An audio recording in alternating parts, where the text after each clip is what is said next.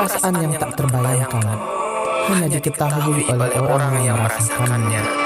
Subhanallah, betapa indahnya perasaan rindu ketika terhiasi dengan pemandangan Baitullah. Allah berfirman, sempurnakanlah haji dan umrah untuk Allah.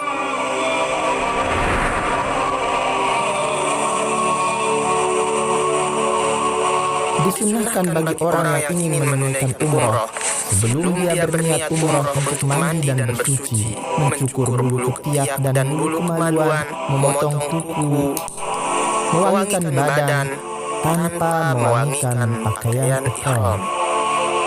Dengan pakaian putih, bagaikan putihnya lembaran yang bersih dari dosa, orang yang umrah memakai pakaian ihram. Adapun wanita, ia mengenakan pakaian yang patut dengan keagungan Baitullah tanpa menonjolkan perhiasannya. Dimulailah perjalanan yang mulia ini dari miqat. Dalam perjalanan menuju Makkah, setiap orang yang berumrah akan melalui miqat kedatangannya. Lokasi-lokasi miqat adalah Dzulhulaifah, Abyar Ali untuk penduduk Madinah, Al-Juhfah, Rabik untuk penduduk Syam, Qarnul Manazil, Sayyid Kabir untuk penduduk Najd, Yalamlam, As-Sa'diyah untuk penduduk Yaman, Zatu Irqin untuk penduduk Irak. Miqat-miqat ini adalah bagi penduduknya dan siapa saja yang datang melaluinya dari selain penduduknya. Penduduk Makkah berihram untuk umrah dari tanah halal terdekat, yaitu luas perbatasan tanah haram. Disunahkan bagi musafir yang melalui jalan darat untuk melewati miqat. Kemudian dia berniat untuk umrah seraya berkata, labbaik Allahumma umrah. Jika dia khawatir tidak dapat sampai ke tanah haram, dia boleh menetapkan syarat dengan mengatakan, jika ada yang menghalangku, maka tempat tahallulku adalah tempat di mana aku terhalang. Sedangkan orang yang melintas dengan garis sejajar dengan miqat, seperti orang yang musafir melalui udara atau laut, maka wajib berniat ihram di posisi yang sejajar dengan miqat itu, dan dia tidak boleh melintasi miqat tanpa niat ihram.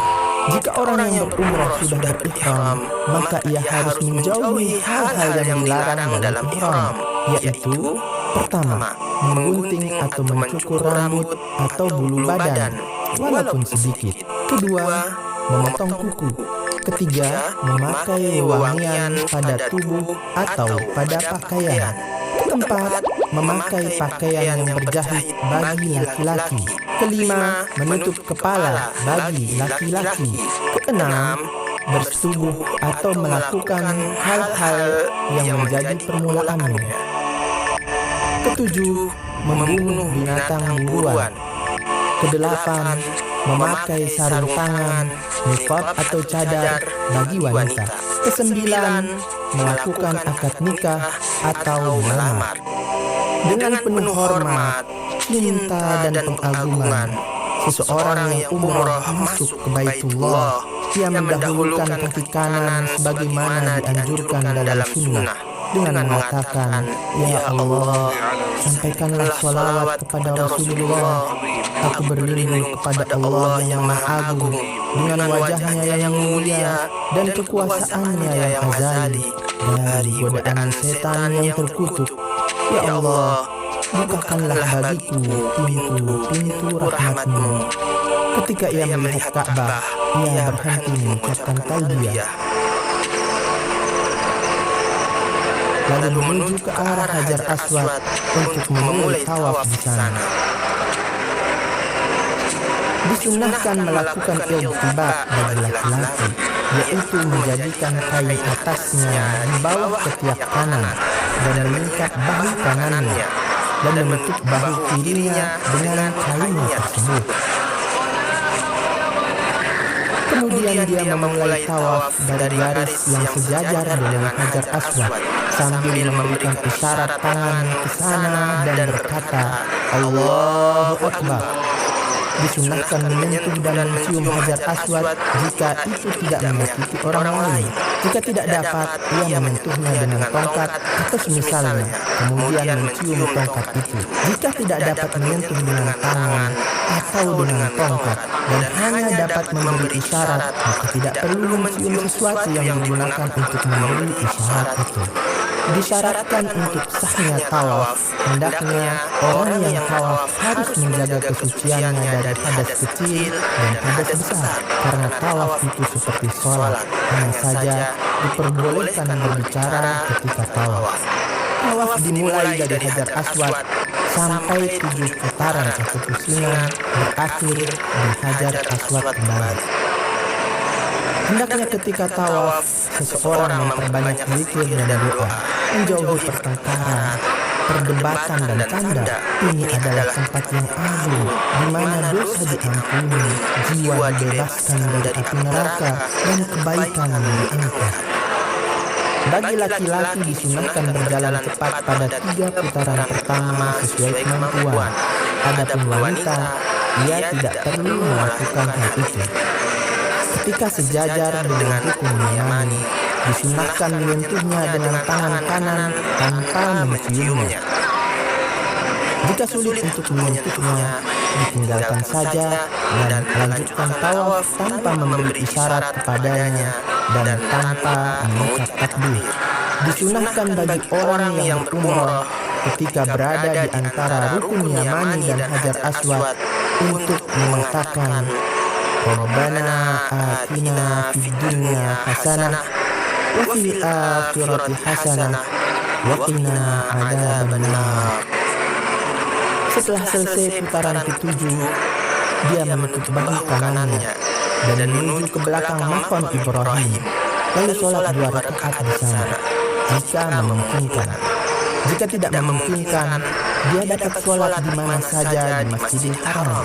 Dia membaca surat Al-Kafirun, Qul ya ayyuhal kafirun di rakaat pertama, dan surat Al-Ikhlas, Qul huwallahu ahad di rakaat kedua setelah membaca Al-Fatihah. Setelah selesai, dia pergi ke tempat sa'i.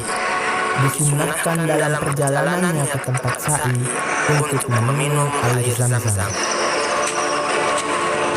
Kemudian ia naik ke Bukit Sofa seraya berkata, Nabda'u bima bada Allah, kami mulai dengan apa yang Allah mulai.